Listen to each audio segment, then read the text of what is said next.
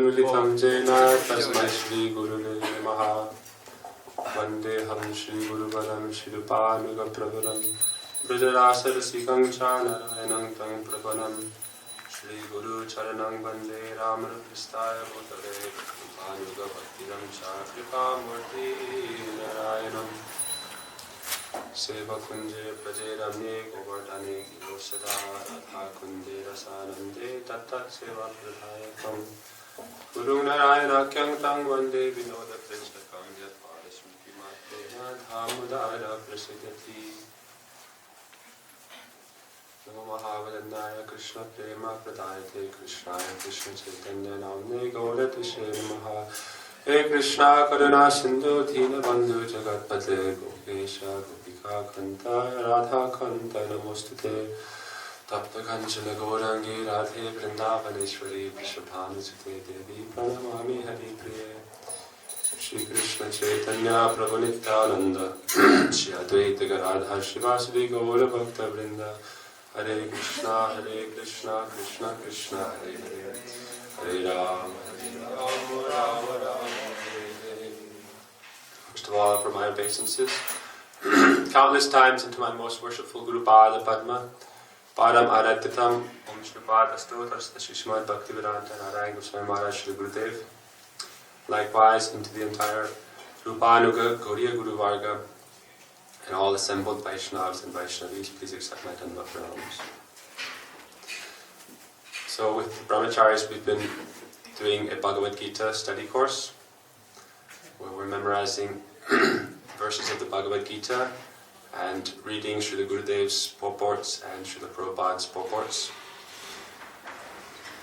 And we've been doing this every day together, so today I thought I'd speak about some of these teachings we've been hearing and some things that are very important for us to try to come to terms with and understand. It's said that sometimes, you don't see the forest for the trees. If you're always just looking at one point, one sloka, one line, then sometimes it's important to try to see the big picture and then again go and see all the little details. Same thing when we are in Vaishnava association. Sometimes we get so caught up in all the wonderful activities that are going on.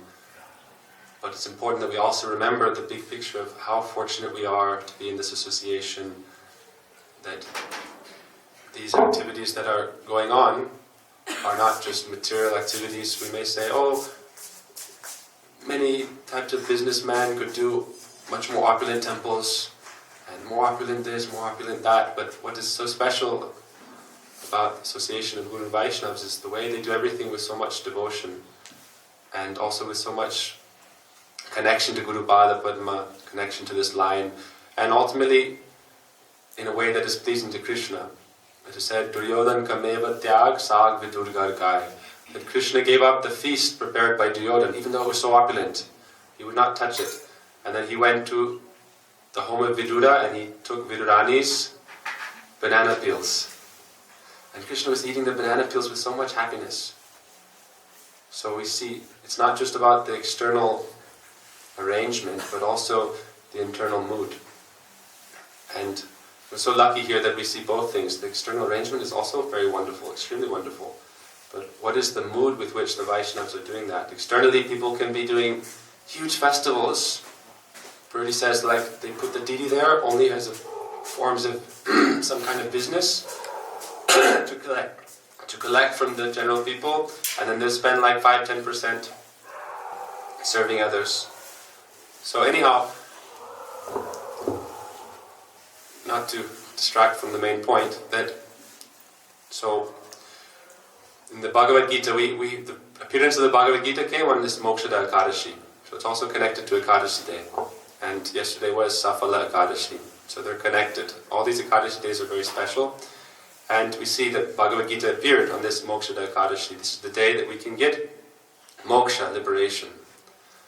So how can we get that? How can we follow this process? It is said, Agrahaya mukte tabe sarva bandhanas tabe se hoite pare Shri Krishna das. First we need to get mukti from our material attachments in order to really be able to serve Krishna. Otherwise it can be just like an external performance. We need to follow the internal process. So, in the Bhagavad Gita, what sets the scene first? That there is this dilemma. The Bhagavad Gita is spoken on the battlefield. There's two sides, and they're about to start the war, the Mahabharata. This is all the different kingdoms, all the different states of India, and from other places also, because that time India was ruling over the world. So from all over the world, people were coming together to join this fight. So Guru Vaishnavas tell us that in our life, we will have to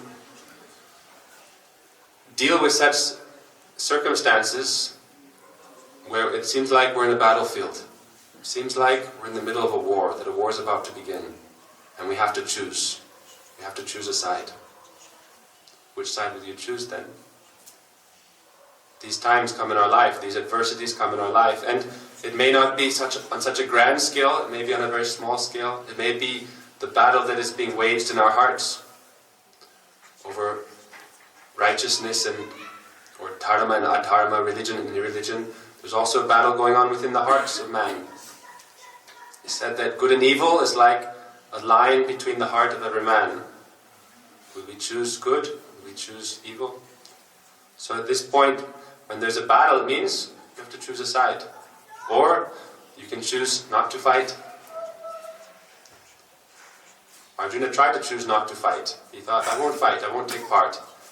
And Krishna immediately began to speak to him at that point. So before the battle started, before the even battle began of Mahabharata, what set the scene even more? That there's the Pandavas, there's the Kauravas. Dhritarashtra and Pandu were brothers. And when Pandu had an untimely death, Dhritarashtra became king. He was the elder brother, but he was blind, so he was not fit to be king. It is said that he was blind by material attachment, blind by material moha. Physically blind and also blind in the heart, not knowing what to do, what not to do. So Pandu's sons, the Pandavas, they were all sons of the different demigods. And they were, at that point, Yudhishthira was the rightful ruler. When he was the prince regent, when his father died, then they were still young boys, so immediately they did not get the kingdom. But Dhritarashtra, that time he was the king. And he wanted his own son, Duryodhana, to be the king. So this is the start of all kinds of fight in this world. Prabhupada says that Kama Esha Krodesha Rajaguna Smudbhava Mahasana Mahapapma Vidyayanam Ehiverinam. This battle was like a blazing fire that was destroying all of the Kshatriya class in India. Not only that, but it was causing so much pain to so many people. We can imagine all of the Kshatriyas not only died, but all their wives and all the children, how much pain they had to go through as a result of this war. But why? Only for material enjoyment, calm. Dhritarashtra wanted, Duryodhana should be the ruler, and even though Duryodhana did not have the proper qualities of a real king, what is a real Raj? Prabhupada describes a real Raja, a real king means, what is a Maharaj? Mahan virajate tishobhate. That someone who has conquered the people's hearts by their behavior, by their characteristic, by their compassion, by their charisma, by how loving they are, then that person is a real Raj, someone who has conquered the hearts of their subjects. Is a real Maharaj. But Duryodhana didn't have these qualities. Duryodhana was only thinking, I want to be the ruler, I want this position, and by hook or crook, I'll do whatever it takes. And he would have this envy towards the Pandavas because they were the natural rulers. This was according to, and also Duryodhana was by nature against dharma. So the real Raja is someone who is following dharma, sanatana dharma. Duryodhana's nature was that he was not at all inclined towards dharma. Duryodhana, even though he had some understanding of the nature of Bhagavan, Krishna, still he wasn't inclined towards serving Krishna. He said, Janami dharma nachame pravritti, janami adharma nachame nivritti, taya hrishikena hrishikesha tata karomi, yata karomi tata karoti. Duryodhana said, I know what is dharma, but I don't want to follow. And I know what is adharma, but I don't want to give it up. You are Hrishikesh, you are the master of the senses, so whatever you make me do, I do that. So he was putting the blame on Krishna. This is also an anartha of the jivas, that, I'm doing so many bad things, so many sinful activities, and whatever bad results come as a result of that, I'll blame God. This is your karma. You have planted the seed, you should take the fruit. You'll have to take the fruit.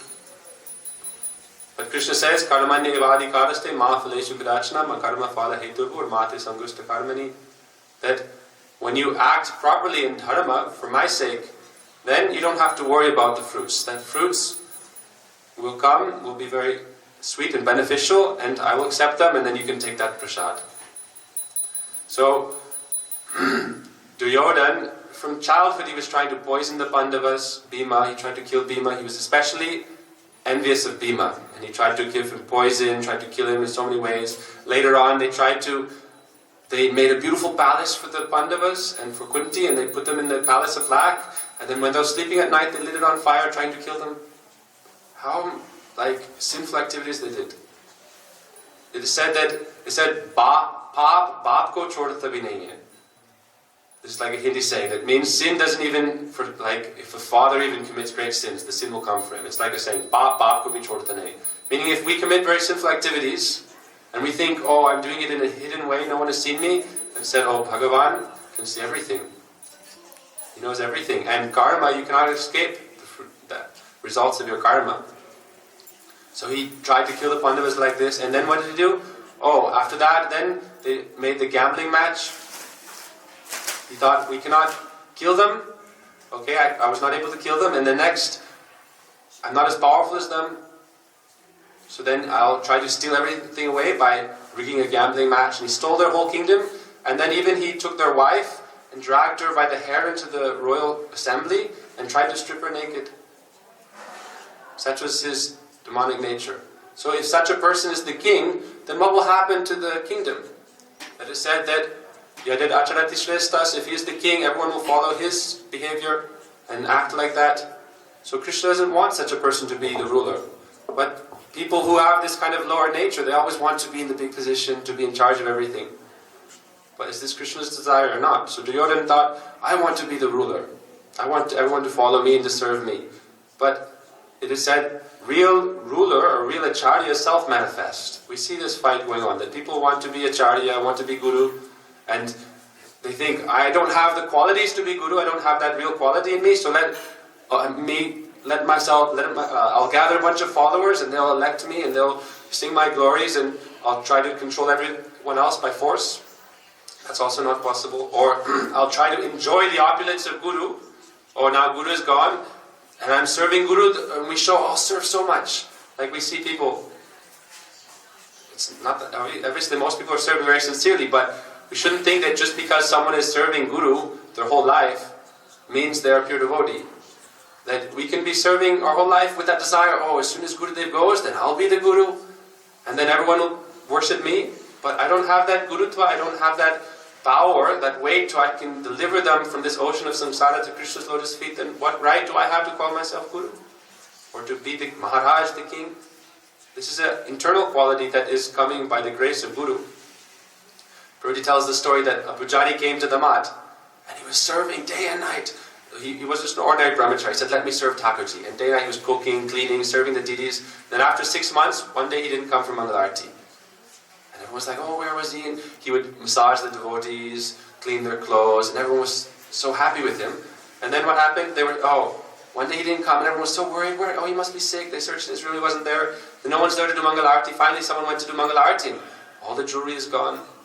And then a few weeks later, a letter came to the Guru and said, you've cheated me. For 6 months I worked so hard just to think, I was thinking, Thakurji has nice silver ornaments, gold ornaments, I'll steal everything and then get a lot of money from it. And I brought everything, I stole everything, I brought it here, and it's just like aluminum with some silver, like paint.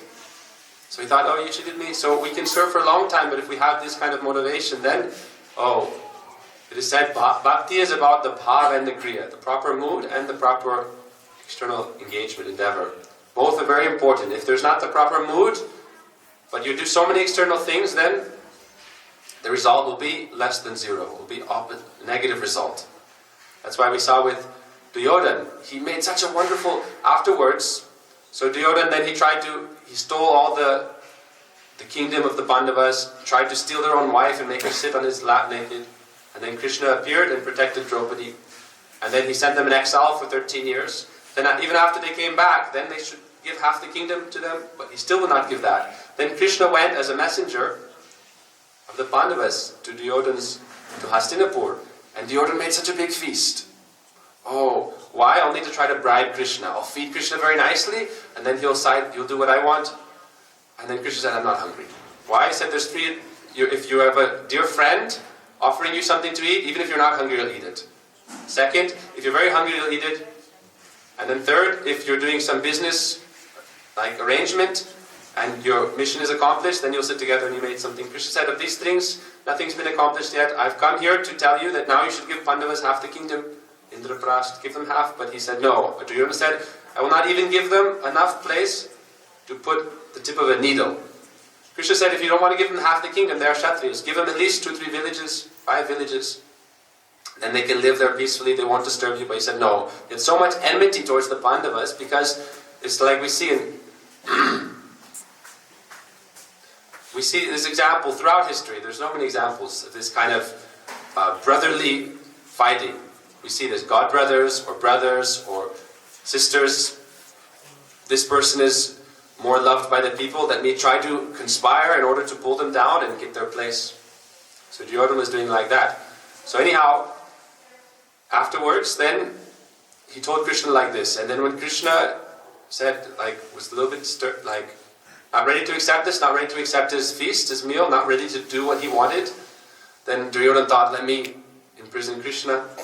Such is the nature of demons. They have such a foolishness that, if God doesn't do what I want, let me try to make God my prisoner. How can you imprison God? Krishna showed his universal form and Arjuna was shaking in fear. Duryodhana. Krishna showed his universal form, then Duryodhana was said, Pani nikal gaya. He's passing urine in his stool. In so much fear. What can he do? He tried to imprison Krishna, how much arrogance he had. So then, Krishna left. So this was leading up to the battle. So it said the Pandavas didn't want to have this war. They weren't attached to getting the kingdom. But ultimately, Krishna wanted that those who are the proper Kshatriyas, those who are the proper Raj, they should have this position. Otherwise, if you let the demons take over everything, then it sets a very bad example for everyone else. And then not only is in that time will it be a problem, but in the future also, this will come in the history. We see that even after the Pandavas were victorious, and Yudhisthira was the king, within a short time, they gave up the throne and everything and left, and did austerities. Yudhisthira and everyone left. As soon as Krishna left, they all left. Even though after that huge war, and so many millions of people had perished in the war, even after that, and Yudhisthira became king, then shortly after Krishna left, then Yudhisthira gave up everything, and without talking to anyone, Yudhisthira, they fought this whole war for the kingdom, and then Krishna was gone in a moment, without talking to Arjuna, Bhishma, Nakul, Sahadev, Draupadi, Kunti. Yudhisthira walked off like a mendicant, like a great madman, appearing disheveled and like a madman. He left, and all the Pandavas left. And then Parikshit Maharaj, who was the only remaining heir to the throne, all the sons of the Pandavas were also killed. And then Parikshit Maharaj, he was cursed to die in 7 days. And then we see that his son was there, but gradually now where's the Pandavas dynasty? We don't find it. And in India we see how much, when 21 times Parashuram killed the Kshatriya class, and then the Mahabharata, the Kshatriya class was destroyed. And then after that, one after another, so many invasions came into India, and they conquered India so many times. And it was such, a very difficult condition for India at that time. So why did Krishna allow this to happen? But he said, for the sake of dharma, that you must fight. Krishna said, Tyakto tishta parantapa. Give up your weakness of heart and fight. So before the battle starts, so then at that point, after Duryodhana tried to imprison Krishna, and Krishna left, then it was like the battle was certain to happen. And that's when they started finding allies and making sides. And because Duryodhana had Hastinapur in the main kingdom on his side, then Bhishma and Drona and most of the great warriors and the generals, they had already sworn their fealty, their loyalty to the throne. So they had to fight for with them. And then also many other kings that Duryodhana sent many envoys, many messengers to request all the kings to fight on his side. And so seeing that, the Pandavas also began to gather allies. They said the Kshatriya's nature is that if you ask for something from a Kshatriya, then they are bound to give it. They're bound to help. Kshatriya means that they are protectors of others. So if someone comes and begs for help, then they're bound by their honor to help. So in this way they're gathering allies. But then Duryodhana, even though he had tried to imprison Krishna, he was so arrogant that what did he do? Then he thought, I want to go to Krishna and enlist him in my side, in the battle on my side. He was so arrogant. He had tried to imprison Krishna a few weeks before, and then he went to Dwarka, and he quickly went because he thought, I don't want Arjuna and the Pandavas to go before me. So he was racing to Dwarka to get Krishna on his side, because the Yadavas were the most powerful kingdom, and they had, like we see, they were so powerful, and they had Krishna's Narayani Sena. Krishna had this divine army. You can imagine God's own army. All the Yadavas were the demigods having appeared on earth. Like 5 demigods were the Pandavas. The sons of the Pandavas were the sons of 5 demigods. And they were half man, half demigod. But all the Yadavas were the demigods having been born. That Krishna said, before he appeared, told Brahma, tell all the demigods to appear in the Yadava dynasty. So they were so powerful. They had 56 crores, millions and millions of people. So Krishna had that army. And Duryodhana thought, I want to get Krishna on my side. If Krishna is on my side, then definitely I'll win. So he went to Dwarka, and Arjuna also went to Dwarka. And Duryodhana arrived first and sat at the head of the bed. He went in the room. He was going to see Krishna, and Rukmini said, Krishna is now taking some rest. So Duryodhana said, okay, anyhow I'll go there and wait for him to wake up. But Krishna was thinking, I want to keep my eyes closed, pretend to be asleep, because if I show him that I'm awake now, then he's here first, he'll demand I have to side with him, and I'll have to give him my army, and I'll have to choose his side. So then he waited, then Arjuna appeared right afterwards, and Arjuna sat at the foot of the bed. This is the nature of the devotees. The devotees want to serve Krishna's feet. So anyhow, then Krishna opened his eyes and first saw Arjuna, because he was at his feet. He said, dear Arjuna, how are you? How have you come? How can I help you? But then immediately Duryodhana said from behind, no, I came first. And then Krishna smiled and laughed and said, Samdi, my cousin, you came also? How can I help you? So Duryodhana immediately said, you know the war is going to start? Now I came first, you should choose my side. But Krishna said, I saw Arjuna first.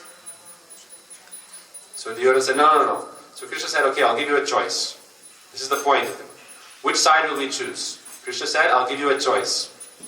You can have all of my armies, all of my opulence, all of my wealth, all of my supplies, or you can have me. And if you choose me, I also won't fight directly in the battle. Because they know Krishna is the master of mystics, Yogi Raj, Yogeshwara. So if Krishna fights in 1 minute, he can just destroy everything. So Krishna said, you can have everything, all my opulence, everything that is coming from me, or you can have me, and I won't fight. Then Duryodhana, without a moment's hesitation, give me all your opulence. Didn't hesitate for a moment. Give me your armies, give me everything. And Krishna smiled and said, Arjuna, are you happy with that? Like he said, Duryodhana, you choose first. Why you were here first, you choose first. I'll take everything. And Arjuna was smiling, Krishna was smiling, yes, very good. And Krishna said, are you happy? Arjuna said, Lord, I'm so happy. Because if I'm with you, then I have nothing to... I'm with you. It's like, even if the whole world is destroyed, if I am with you, if I'm able to see you, then I'm satisfied. I'm not concerned about all these external things. So Duryodhana then happily took all Krishna's Narayani Sena, his divine army, and all his weapons, all his celestial weapons, and all his wealth and supplies, and took it and left, and they prepared for the battle. And Krishna said, I will be on the Pandava side, but I won't fight. So then Arjuna requested Krishna, please, I want to always be able to see you. So even when I'm fighting, please, if you accept this position of being the charioteer, then wherever I'm going, I always see you in front of me. I never want, it said, Smartatavya Satatam Vishnu. Always remember Krishna, never forget Krishna. Vishmartavya Najatachit. So if you're in front of me, I'll always be thinking of you. So Arjuna prayed like that, and Krishna said, yes, I'll be your charioteer. I won't fight, but I'll drive the chariot. So then, the war was, the battle place was selected, Kurukshetra. And then we heard how Vyasadeva appeared to Dhritarashtra and said, you want to see the battle? I'll give you eyes so that you can see the battle. Your whole life you've been blind, I can give you divine vision now. So he said, no, I don't want to have vision just to see all my relatives being killed in the war. So he said, okay, I'll give it to Sanjaya. So Sanjaya, that's the beginning of the Bhagavad Gita. Sanjaya was given divine vision by Vyasadeva that even from Hastinapur he could see all the events occurring on the battlefield. And then Sanjaya began to speak of the battle of Mahabharat to Dhritarashtra. So that's how the Bhagavad Gita begins. And the first verse is Dharma Kshetre Kurukshetre Samaveta Yutsava Mamaka Pandavaschaiva Kim Akurvata Sanjaya. So this first verse is Dhritarashtra is asking, "Oh Sanjaya, now that they have all assembled on this Kurukshetra battlefield, what did they do? Kim Akurvata Sanjaya." So then Sanjaya begins to describe the scene. He describes how Duryodhana's in his camp, and he's a little bit worried, we have a much bigger army, he knew. He had a much bigger army, 11 Akshohinis, and the Pandavas had 7 Akshohinis. So it was like a much more powerful army, and also they had the more powerful generals. Bhishma was like invincible. Drona was the teacher, the guru of all the Pandavas and all the Kauravas, and he was also practically invincible. And he had all the greatest warriors on his side. The Pandavas had many kings like Drupad sided with them, but also it was seen that by terms of numbers, the Kauravas should have won. And also in this kind of warfare, when it's just it's not like modern warfare where you're doing it in a dharmic way. They followed all the rules of dharma to fight. So we've seen that the Kauravas, they had the greater numbers, but Duryodhana was still a little bit afraid. And so he was going around and he speaks with Dronacharya, he speaks with Bhishma, and he tries to inspire them to fight without any bias, because he knew, even though Bhishma and Drona were loyal to the throne and they had to fight on that side, still they had some attachment and love for the Pandavas. So he was a little bit worried, so he was trying to spur them on. And then it's described how, after that, then Arjuna, it's described that, they blew their conch shells. Krishna, Arjuna, it said first the Kauravas, Bhishma, when Duryodhana went and he tried to a little bit tease Bhishma and Drona, he teased Drona saying, "Oh Drishtadumna, your disciple was born to kill you, but you still taught him all your arts, the Kshatriya arts, you still taught him, even though he was born to kill you." So he was trying to tease him, and then he tried to tease Bhishma a little bit and inspire him more to fight. So after that, then Bhishma blew his conch shell, and then it gave hope to Duryodhana, because Bhishma, the greatest general, is like Devavrata. He'd taken this vow of celibacy, and it said that he could only be killed, he could only die by his own will. So he was such a powerful general. He was the most powerful warrior there, easily. So then, after all the Kauravas blew their conch shells, then he said, Krishna blew his Panchajanya, Arjuna blew his Devadatta, Yudhishthira, they all blew their conch shells. And it said, on one hand, the sound of the Kauravas was very loud, but when Krishna and Arjuna and all the Pandavas blew their conch shells, it said it was such a divine, transcendental sound that it gave so much joy to the side of the Pandavas, because this is like Kirtan. Some people say, Kirtan should be very quiet like mice or like Gandharvas.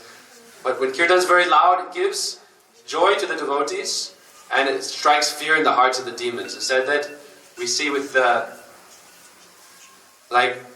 Mahapurush Sankirtan, it said it's so loud that it strikes fear in the heart of Kali himself and all his followers, and great joy to the devotees. So Duryodhana, everyone on his side was feeling some fear, like this omen, how can we beat Krishna and all the Pandavas? You just hear the sound of their conch shells, Krishna, right as the battle is about to begin, then Arjuna prayed to Krishna, "Oh Krishna, please take me in the midst of the armies."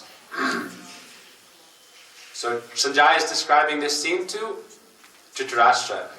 So then Arjuna, it said that now Arjuna made the choice when Duryodhana and Arjuna went to Dwarka, then Arjuna already made the right choice. Which side will you choose? You want Krishna, or do you want all of the extra stuff? And this is the choice that the jiva makes in the Tatastha region, right? It said that what is the cause of us coming into samsara, this material existence, in the cycle of birth and death? The choice is that anadi bahimul, we've become inimical towards Krishna since time immemorial. Gurudev said it's hard to determine at what specific time that choice was made, but you had a choice. This is what Gurudev said. It is by choice and by chance. You are in Tatastha Shakti, which means the living entity comes from that borderland. Like the tat, that means the shore. The ocean is on one side, the sand is on one side of the shore, and that marginal line in between, that is the tat. So the living entity is there. The living entity is from the higher realm, from Abadiyam and Tastamyam. We're from the higher energy. Prakritim Vinime Padam. And on the other side, there's the material world, which is made of the 8 elements of matter.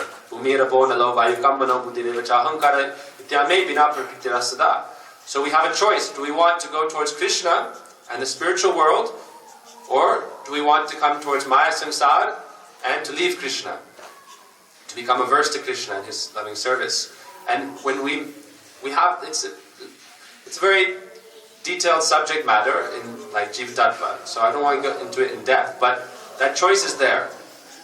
We have that minute choice, and at that time we don't have so much intelligence, so it's like choice and chance. So that's the first choice. So anyhow, that choice was made and we're here now. But now we have another choice. Because we may think, oh, everything is determined by fate. But fate means now destiny is what is the circumstances that have come before us now. This is like our fate, karma. Now we're in this circumstance, this is our environment, this is what is surrounding us, this is where we are now. Now what will we do? That is our choice. And that is the free will that Krishna has given us. Krishna has given us that choice. We should not think that to not choose is also a choice. Krishna says in the 3rd chapter of the Gita that it is very difficult to understand what is karma, what is akarma, and what is vikarma. Karma means rightful action.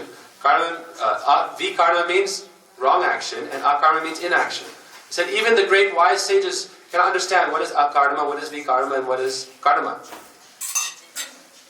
Krishna says in the Gita that you cannot live without doing some karma. Even to breathe is a karma. And without breathing you cannot live. So, and then we think, oh, I won't breathe and I'll die. But then immediately, because the soul has this karma vasana, this seed of this desire for material enjoyment, then again they'll be born, again they'll have to be forced into this cycle. You can't, we think, oh, I won't choose. I won't choose, and I'll just have like a strike. But then again, you'll be bound to choose. Even that non-choice is a choice. So we see that, so why is that? So we see that the jiva, so we become averse to Krishna, right? And what is the cause of that? Averseness, that, oh, we decided that all of this that comes in this world, this is also Krishna's energies. It's not completely separate from Krishna. It is said in the Brahma Gayatri, right? In the Brahma Gayatri we pray to the 7 Vyakritis. That the Vyakritis means Bhurbuva, Sva, Tapa, Satya, etc. These 7 upper planetary systems are described to be the Vyakritis. And these are direct energies of Krishna manifested through his Bhargadeva Siddhimihi, through his divine Shakti. The problem is that, and in the Gayatri we pray to each of these. Om Bhur, Om Bhuva, Om Sva, Om Svarga, Om Tat. It said that when the full Gayatri, you put Om before each of these. And that's all included. That's all Krishna's Vyakritis, his opulences. The demigods are Krishna's opulences. This whole world is described in the 15th chapter of the Gita. That this world is like the roots of the tree, where the roots are up and the trees and the branches are down. And the roots is the spiritual world in Krishna, and everything is coming from Krishna. So all this world is part of Krishna's energy and his absolute truth also. The problem is that if we choose everything else, but ignore Krishna, then it's like cutting out the roots, and then how long will the tree maintain its beautiful foliage? So therefore this choice is there, that do we want Krishna or do we want Vaibhav, his opulences? Do we want Guru or do we want Guru's opulences? This is our choice. So then when Arjuna asked Krishna to bring him into the middle of the armies, then he had already chosen Krishna before, but then this was like a very dangerous time for him, because Purdy describes that, oh, now why do you want to look towards Maya? You've already chosen me. So this Bhagavad Gita, who is it for? The Bhagavad Gita is not for like animal species. It's not for living entities who are like, there's billions and trillions of living entities moving in the cycle of samsara. After we left that chance to go to Krishna at the Tatastha region and came into Maya, then we became like spiritually asleep. And then we started wandering in this cycle of birth and death through 8,400,000 species. But in the human form of life, also many of them are asleep in like sleeping consciousness. Like they don't know what is the real purpose of human life. But for those who have understood what is real dharma and adharma, and they have this knowledge now, this basic understanding, but then they don't choose to serve Krishna and go towards Krishna, then this is the misuse of our free will, the misuse of our independence. Krishna has given this jewel of independence, but that time it said this is the battlefield now. Guruji says like we are on this Tat region still. We shouldn't think that Tatashta Shakti is a long time ago and where are we now? that the soul is that spiritual principle, and we are in Maya. So it means we're always, that we have that choice. Now we can go to the spiritual world. In a moment we can be absorbed in the spiritual world. Jedine grihe bhajana deki grihe de golokapai. That Bhaktivinoda Thakur says, when there is pure bhakti being performed in any home, in any place, that place becomes Goloka Vrindavan. Wherever the Vaishnavas are present, that is Goloka Vrindavan. So we have that choice. Do we want to be absorbed in Krishna and in Krishna bhakti with Hari Guru and Vaishnavas, or do we want to be in Maya? This is our choice at every moment. So which choice will we make? But the danger is, Arjuna chose Krishna. But then he said, oh, take me in the middle of the battlefield, and then you see the armies. And Purdy says, oh, as soon as you start contemplating Maya or thinking of Maya, then the danger comes. Krishna says in the Gita, Dhyayato vishayan pungsa sangaste subhajayate sangat sanjayate kama kamat krodha vijayate krodhat bhavati samoha samohat smriti vibrama smriti brahmsat buddhinasa buddhinasat punasyati. Krishna says, simply by contemplating the objects of the senses with the desire to enjoy them, then lust arises. From lust develops anger, from anger madness, illusion, and ultimately loss of intelligence and memory, and one falls again into the material pool of activities. So Arjuna said, oh, take me into the middle of the armies and let me survey everything. And then as soon as Krishna took him out in the front of the armies, then Arjuna started looking to the Kauravas and seeing, oh, there's Bhishma, there's Drona, there is, and his heart was feeling some like flutters in the heart, butterflies in the heart. And this is a very difficult choice for us to make. That Krishna says, you already left me, and because of leaving me, you're experiencing so much pain in this world. Bhaktivinoda Thakur prays in his Shikshastakam songs, Govinda virahe ar sahitena pare. That what is the cause of our pain in this world? Only that we have left Krishna Govinda. And because of that, all these different kinds of pains and troubles come to us in this world. Only because of having left Sri Krishna. So therefore Krishna then, in the middle of this battlefield that we are present in, we should not think that we are not at every moment, we have the choice to do right, to do wrong, or to give up hope and just run away from the battlefield. We're in this time now. So it is said that what will we choose then? So at that moment, then Arjuna started looking at everyone and thinking, and then immediately by contemplating them, then attachment and this familiar attachment came up, and he thought, how can I fight with them? And he began shaking in fear and sweating, and he threw down his Gandiva bow, sat down from the chariot and said, oh Govinda, I shall not fight. And Krishna said, why are you looking towards Maya like this? Look towards me, that's why you made me the charioteer. Krishna took him into the middle of the army. If he's only looking at Krishna, no problem. But then Krishna's there with the horses, and then Arjuna started looking this way and that way. Oh, this person or that person. Oh, when in childhood we had such close friendship. Oh, we played together. Oh, he was my Gurudev, he taught me everything I know. How can I fight with him? How can I fight with Bhishma, with Drona? And then, after that, Arjuna tried to give so many different reasons why he shouldn't fight. Guru Nahadva, Hi Mahanu Bhavan. Oh, I should not fight with my gurus to enjoy a kingdom gained after killing all my elders and everyone. That would be worse than enjoying blood. He said that this kingdom would be tainted by blood. How could I enjoy the kingdom like that? And he started making all these different ideas. Oh, that the Kula Dharma will be lost. The family religion, if we kill everybody, then all ladies will all become widows, then they'll have to accept other men, then many Varna Shankara will come, unwanted population. Arjuna started to give so many different reasons why he shouldn't fight. And then the whole first chapter ends like that. And at the end, he just says, look, Govinda, I will not fight. I will not fight. And then the second chapter starts with, that's when the real Bhagavad Gita starts, when Krishna gives his instructions. So Krishna starts, Shri Bhagavanu Vacha. So Krishna immediately starts by saying, oh, Kutasva Kashmalamidam Vishame Samapastitam Anaryajustam Asvargam Akirti Kadamarjuna. Oh Arjuna, where has this filthy consciousness come into your mind from? Why are you thinking about these things like this? Kutasva Kashmalam, this contamination, where does it come from? Vishame Samapastitam, this very crucial moment. Anaryajustam Asvargam, this is not the character of a real Arya, a real noble person who has understanding of what is right and wrong, who is following their true dharma. And this will not lead you to any good result in this world or the next world. Akirtika, this will be the cause of your infamy. Then Krishna continues, Shudram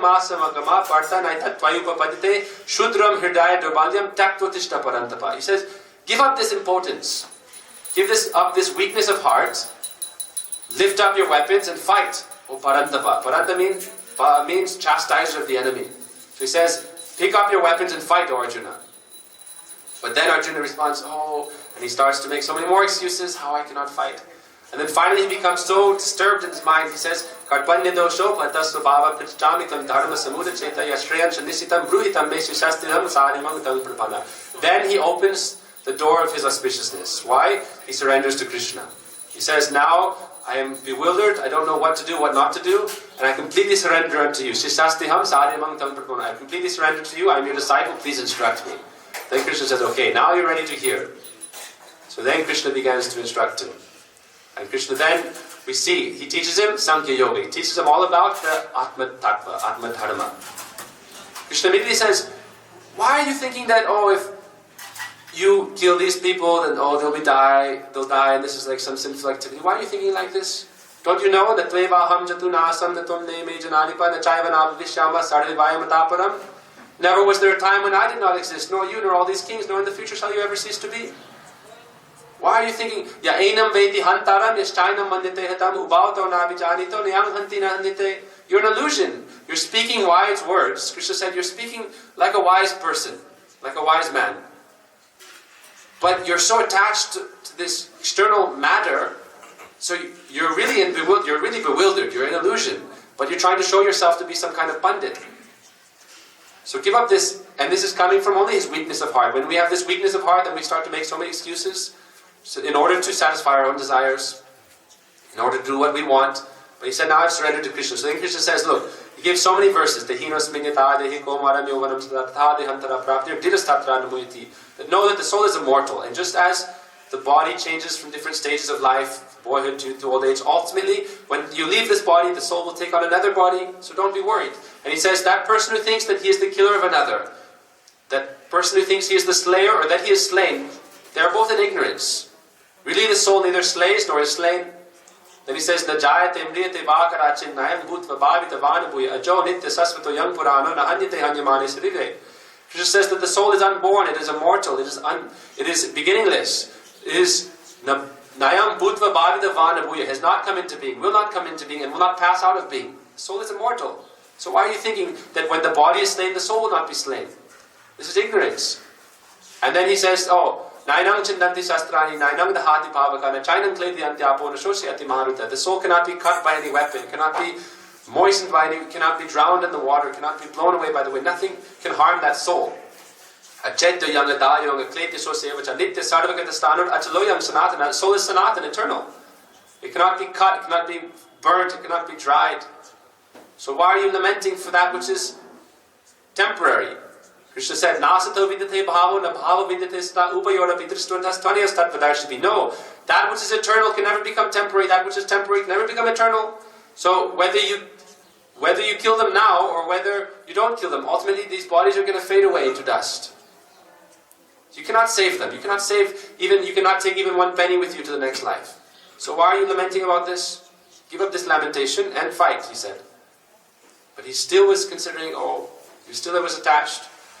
Then Krishna told him also in the 3rd chapter, said, Prakrite kriyamanani gunai karmani sarvasa ahankara vimudatma kartamiti manyate.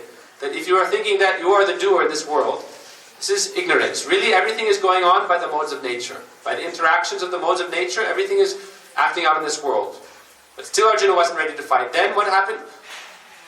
There's many chapters, but just a brief overview, that Krishna showed him the universal form. Because Arjuna was still in this ignorance, he told him that, look, you are not the body, you are the soul, and the soul cannot be slain.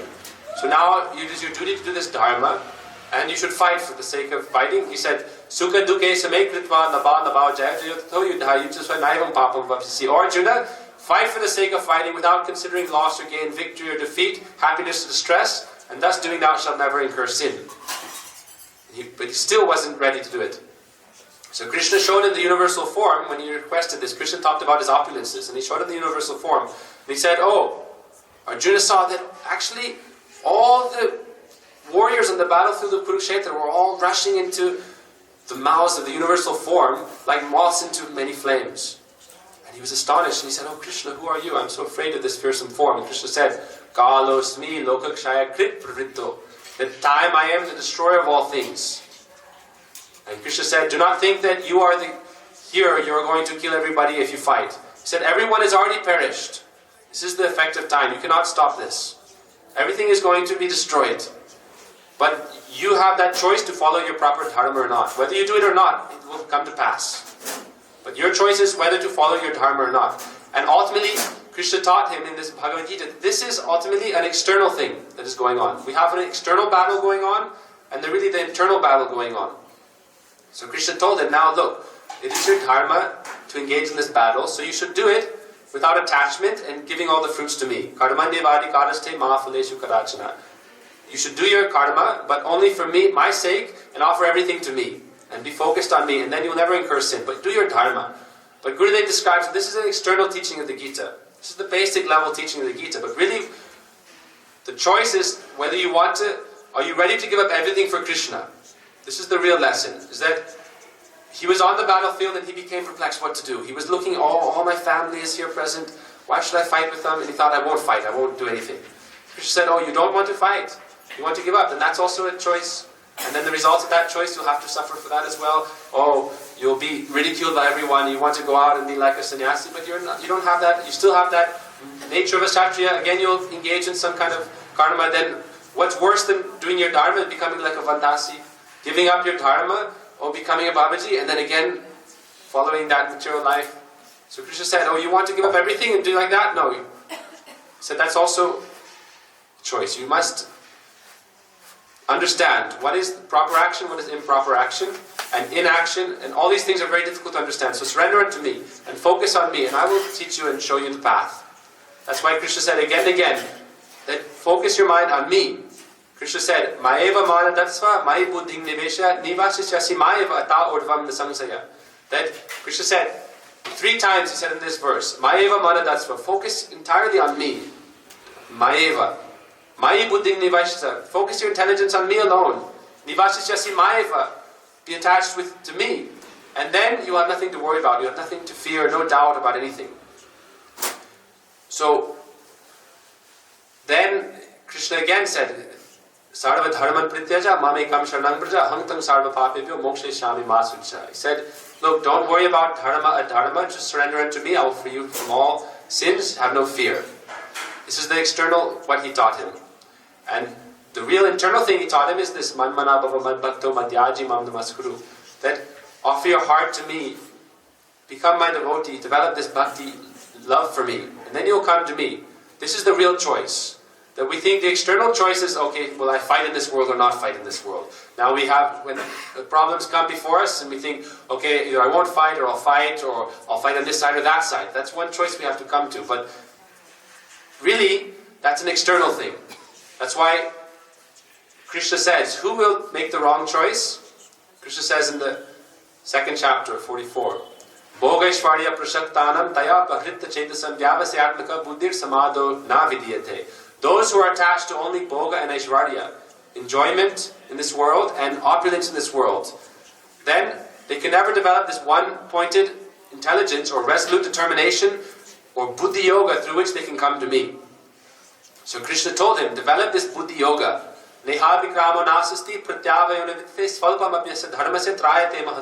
you follow even a little bit of this dharma, this buddhi yoga, bhakti yoga, then even a little bit of this will never be lost. There'll be no loss, there'll be no decrease of anything, and certainly you'll come to me. And he said, but to do this, you have to develop this resolute intelligence. So he teaches him, these 2 verses show the difference between Arjuna and Duryodhana. That Duryodhana was Bhogashvarya Prashaktanam. He was so attached to Bhoga and Aishvarya that he chose everything but he left Krishna on this aside. That's the real choice. We can choose Krishna or all the opulence. We can choose Guru or all Guru's opulence.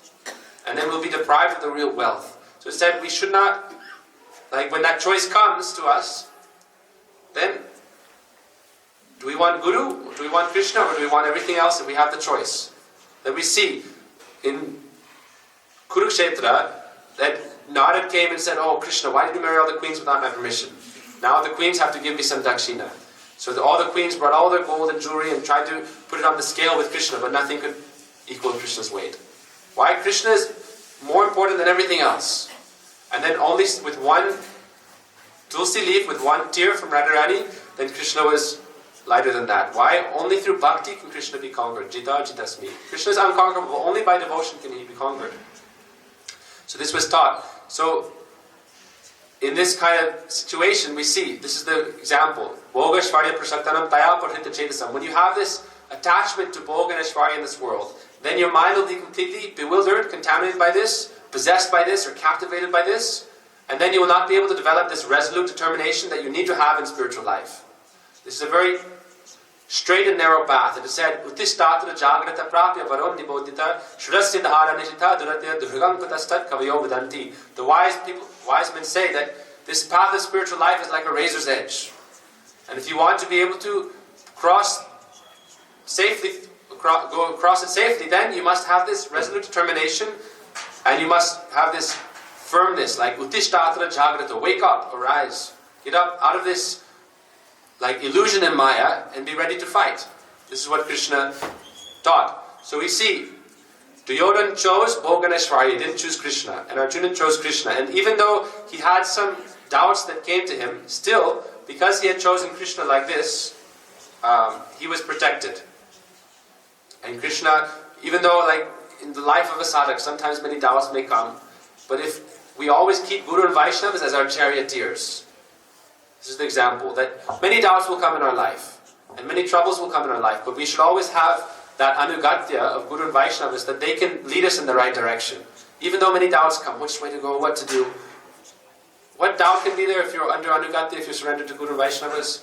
Therefore Krishna says, Narottam Das Thakur says, Ashraya luya bhajitare Krishna nahi tyaj arshab mare akaran. In this battlefield, mare akaran means they'll die without any gain, without any purpose. Everyone will die in this world. But we cannot avoid this death. So everyone will die. But did you do something worthwhile in your life or not? That's the question. And for us, it's like, if you take shelter, really coming under the shelter of Krishna's lotus feet means coming under the shelter of Guru Vaishnavas, who are really connected to Krishna with love, like we heard last night in the Bhagavad Parampara. And then once we're under their shelter, then we'll be protected. Krishna said, I never forsake those who are in my shelter. Krishna said, you have nothing to fear then. He said, there's nothing to fear. Moksha shami masucha, don't worry, you'll be free. Then you can get moksha, the fruit of this Bhagavad Gita. Then you can get moksha, the Ekadashi's fruit. Of this moksha. Real moksha means, what is real mukti? Mayavadis think, mukti means merging into the impersonal Brahman. But that is spiritual suicide. That's not real mukti. That's like the epitome of, I don't want to choose. Then, what is the final result, the final culmination of that? Spiritual suicide. You just become merged into this nothingness. But real mukti means, mukti hitva anyata rupena surupena vyavastati. To be situated in your true spiritual form, in the spiritual world, that is real mukti. So that's what Krishna has come to give us in the Bhagavad Gita.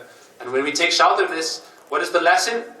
Krishna said, why did Krishna teach all these things to Arjuna? Arjuna took shelter. He said, Shishyasteham sarimam, now I'm your disciple, please instruct me. And so Krishna therefore taught him everything. And he's showing the principle of Guru Tattva. And he shows us in the 4th chapter, 34th verse. Tad vidi pranipatena pariprasnena seva upadekshanti te jnanam jnanistattvadarshina. Give up all these bogus gurus and take shelter of real Guru. Why? Arjuna was thinking, he is my guru, he is my military guru, he is this guru, that guru, and they're all going to fight with me, so I should give up the battle, I shouldn't fight with them. He said, this is Maya. It's like Kula Guru. But take shelter of a bona fide guru who is Tattvadarshi, and then he will save you and protect me. So Krishna taught like that. So we see in this world so many examples, just to conclude.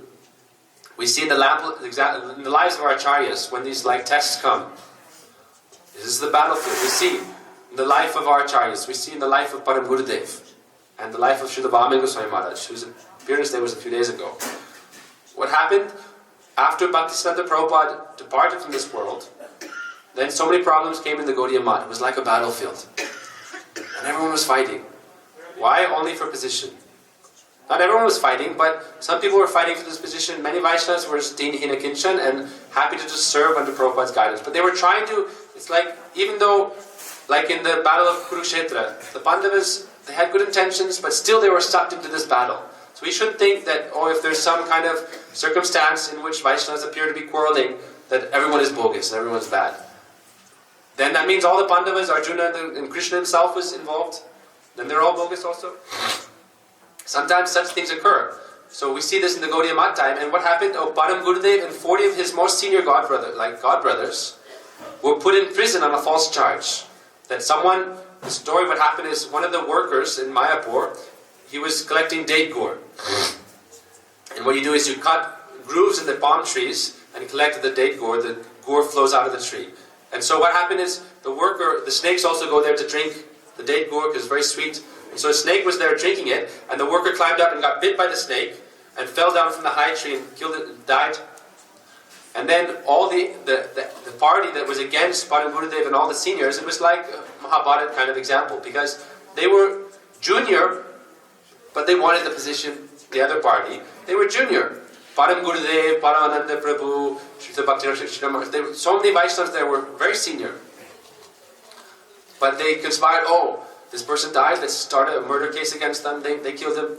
And so they bribed the police in India. It's like, you want to get something done?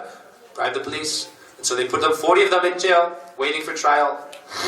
And the Vaishnavas were fasting, they wouldn't take any water or food that was cooked by an Adikshit. There's one in Param Gurudev's letters. Param Gurudev says that he was talking to one boy who was going to school. And Param Gurudev said that, you're going to school now, but the most important thing is, you should cook for yourself. You shouldn't let them take the food from the hostel. And if they try to force you to take that, you should start a court case against the government.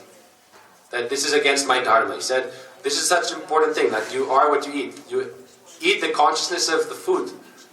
That the people who cook it, the consciousness goes into that and you end up eating that, then it destroys your good intelligence. Why? We see that with Bhishma. When Bhishma was laying on the battlefield at the end, then he was saying, why have you... That Draupadi started laughing at him, right? And he said, I had eaten the food given by Duryodhana, so this sinful blood was in me. Therefore, it said, I was the servant of that sinful food, that blood. So, Param Gurudev said like that. You should even start a court case over this. So, it's a tangent, but the reason is that Param Gurudev and all of them were fasting, and they were like fasting to death. So, Vaman Goswami Maharaj, at that time he was a young boy in the mat. And all the other new, sannyasis, they were saying, be my disciple. He was Prabhupada's Harinam disciple. He hadn't taken Diksha. So, take Diksha from me. Everyone was saying, take Diksha from me, take Diksha from me. So what did he choose at that point? Did he choose all the opulence? Prabhupada's opulence, all the temples? Or did he choose a few people in prison?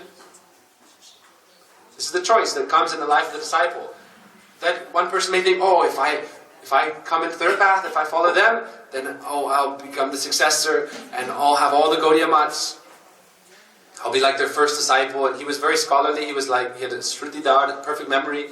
And everyone wanted him to be their disciple. And everyone was saying, he had so much love for Param Gurudev and all them. And they were saying, forget them. They're just murderers. They're horrible people. And they were starting so many bad things against him. What did he do? He did not listen to these people. And every day he was going and taking them prasadam. He took Diksha. He had so much faith in Param Gurudev. He took Diksha from him while he was in prison itself. This is Sadguru. Ordinary disciple thinks, how can Sadguru be in prison? Haridas Thakur was in prison. Was Haridas Thakur bogus? If someone, you put someone in prison, that doesn't mean they're a criminal. If they're not, this was a test of faith in the life of the devotees that comes. That will we side with Guru or will we side with Guru's opulence? We see Sajan Sevak didn't, for 1 second, he didn't think, I will reject Param Gurudev and all them, and I'll just take Diksha here, and I'll become like the Prince Regent for this whole Gaudiya Math institution. No, he didn't take all these bribes to become my disciple. He was serving so much. Not only that, he went to Calcutta and brought the judge, the lawyer, and helped solve the case. So this example was there in his life. And we see in the life of Srila Gurudev also, when so many examples in Gurudev's life also. But one example, just in brief, is that we see this example of when Gurudev was in the Vedanta Samiti. 50 years Gurudev was vice president of the Vedanta Samiti. And yet, many of the people there we don't want to hear and talk about these things. But sometimes it comes up that we have to understand these things. Because if we don't understand them, then we can become very easily confused. Gurudev was part of the Vedanta Samiti. He had served there with his life and soul. All these temples and all the people there he had brought up, like his own children. These people who themselves wrote him off of the board. And then what side do you choose? Do you go with Gurudev? We heard yesterday that only 2 or 3, 4 people went with Gurudev. Everyone else is staying in the institution. So what's more important, the external form or the internal essence? All the external stuff, what do you want? Do you want Krishna's armies or do you want Krishna? Do you want Guru's opulence, the temples, the money, the position, or do you just want Guru? If Guru says, okay, I'm going, what do you want to do? And Guru may say, oh, I'm bogus, I'm horrible, and you should stay there. What will you choose? That time will come in the life of the sadhaka. We have to take this difficult choice. And we see this with Srila Gurudev. And they made so many bad announcements about Gurudev. And why? Only because of material, again, boga shvadi prasattanam, attachment to these material things. And also discrimination. It was part of it was that, now Gurudev is becoming like a servant of the Westerners. Gurudev is always going to the West and he's allowing the Westerners to become pujaris. It was like in the Gaudiya Math, Westerners have never been pujaris. We're so lucky now. We have a chance to serve the deities, but we should also take this chance seriously and not commit seva aparadh. But, and then Shamanand Mataji was painting in the temple there. And that's one of the reasons they became very upset. Oh, why are you lighting ladies in the temple? But you don't know you've been in the mat for 30 years, you don't know Vaishnava Dharma. Mahaprabhu says, Jai Bhaja Se Bhara Bhakta Hinacha, Krishna Bhajana Nahi Jati Kuladi Vichar. There's no consideration of gender, caste, any of these things. Whoever has bhakti for Krishna, they're a devotee. They have the greatest, whoever has Jai Bhaja Se Bhara, and also he says that, look, we see the examples of the gopis, we see the example of the Yagya Patnis. That's another example. The Yagya Patnis, the Brahmins' wives, when Krishna, they're all day and night doing these external things, doing yagyas, chanting Vedic mantras, but when the chance came to serve Krishna directly, no, we won't give them anything. The Sakha came and said, oh, Krishna's very hungry, you're doing all these yagyas, what are you, Swaha Vishnu, you're doing Swaha Vishnu. Oh, Vishnu, accept this, accept that. But when Krishna comes and begs for a few ladus, then get out. So the Yagya Patnis, did they follow their husbands? Or did they say, no, we reject them, we reject everything and we'll just go serve Krishna. Even if they reject us, even if they beat us and abuse us, we side with Krishna. The Yagya Patnis are a great example of this. And the gopis also, they left everything. Pati sutanvaya pratri bandhava ati vilangite atchuta kata. The gopis left their husbands, they left their parents, their social dharma, their customs, everything for Krishna's sake. They gave up everything for Krishna. This is the choice. You want Krishna, you want everything else. The gopis is the perfect example of that. And Srila Gurudev showed this. And people were criticizing Gurudev. They wrote a letter to Gurudev with 21 points. That, you're doing this, you're doing that, you're doing this, you're doing that. And therefore, unless you change everything, then you should leave the institution. And they kicked Gurudev out. And Puruji says, how painful. Puruji's never gone back to that place. Never gone back to that place, not once.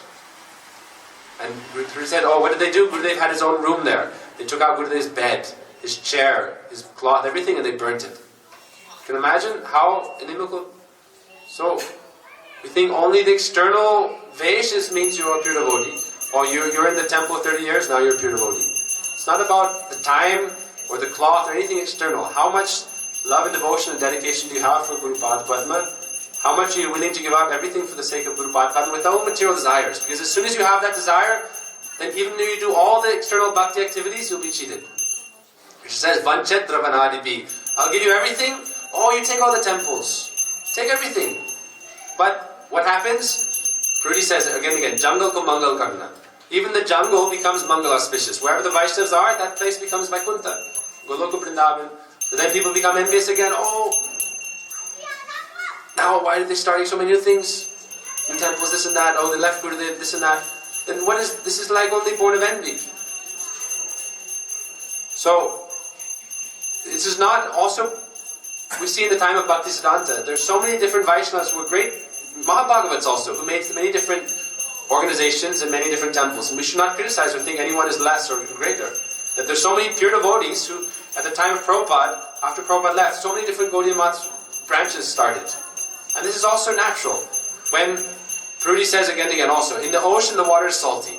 But when they're at the different holy rivers, they all have their specialities and the water is sweet. So you want everything to be together in one homogeneous group, then it loses its sweetness, then it becomes salty. So let the different rivers be there, then that's very sweet. So this doesn't mean now we criticize everyone. But it also means that we don't let ourselves be trampled upon. And we don't lose our faith in Guru and Vaishnavas. That, like Sajan Seva never lost his faith in Padma Gurudev, even though he had this false murder charge against him. And instead, when I speak of losing faith, he didn't give up hope and become, I won't fight, I won't do anything. Sajan Sevak said, no. He didn't say, I won't fight, I won't do anything. No, he said, no. Every day he was serving them, for all the Vaishnavas, and it was very difficult. They weren't letting him use the temple kitchen to cook for them. He had to go and beg from a Grahasta's home and cook in their home and take the kitchen every day to the people in the jail. They wouldn't let them use the regular kitchen. Oh, they're murderers. How can you, we won't let them use the temple paraphernalia for cooking for them. But Sajjan Sevak said, no, I will fight. Fight for the sake of fighting.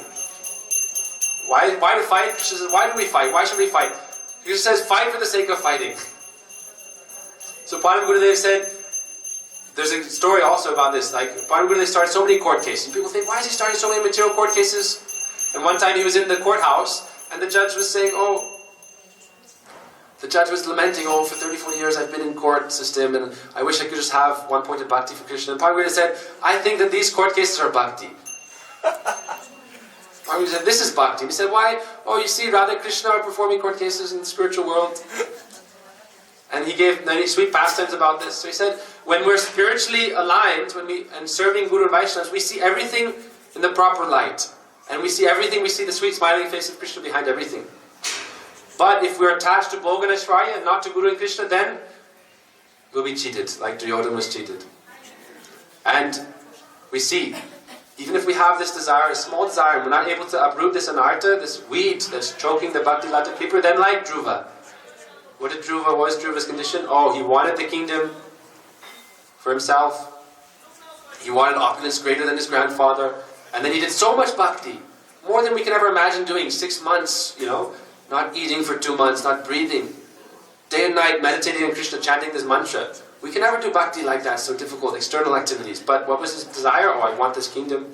And then when Vishnu appeared before him, even he saw, this was just like a broken piece of glass when I could have had this diamond.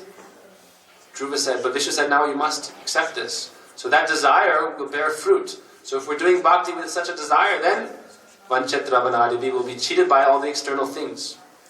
We see this example. And even when he was taken by the heavenly airplane, he had to accept this Dhruva Loka, and for kalpas and kalpas, for millions of eons and ages, he was still not having this intimate loving relationship with Krishna, even though he had a very high position. But that's not the greatest example of bhakti that we're given. We're taught to follow the gopis, not to follow Dhruva Maharaj. We hear his example and we honor him. But we don't want that position. We don't want these material desires in our heart. We should not try to follow that. We want to follow the mood of the gopis. Ramya Karchana Upasana. Follow the mood of the gopis. I don't care about anything. I'm only serving Guru and Vaishnava, only serving Krishna. I'm ready to go to hell for their sake. Like Haridas Thakur prayed, like Prahlad Maharaj said. Prahlad Maharaj said to Sringadev, you want to give me a boon? Give me that boon that I can go to hell for all time by taking all the sins of all the living entities and let them all be liberated. Such was his mood. If you have such a mood, then what is the question of Bhoga Swarya Prasattanam, being attached to material enjoyment and opulence? Nothing. It's completely cut. So Krishna says like that. He said, Kanda Kandi Jaridai Deha Pran Tabud Varnena Chari Harinam. Haridas Thakur prayed that even if you cut my body into 1,000,000 pieces, I will not give up chanting Harinam. That is his firmness. That is his dharya. So this is our practice of bhakti, and we should not be afraid. If we are under shelter of Krishna, by taking shelter of Guru and Vaishnava, there's nothing to fear, nothing to fear, nothing to fear. Said, fear himself is afraid of the devotees. What to speak of Krishna? If anyone is doing Krishna Nam, fear personified is afraid of those people chanting Krishna Nam. Yamaraj has no authority over those who are serving Krishna and Guru and Vaishnava. Yamaraj said, if they're wearing Kanti Mala, Tilak Mala, if they have Tilak, if they're serving Guru and Vaishnava, then never go towards them. You should be afraid of them. Even Ajamil, by chanting Narayan at the time of death, was liberated.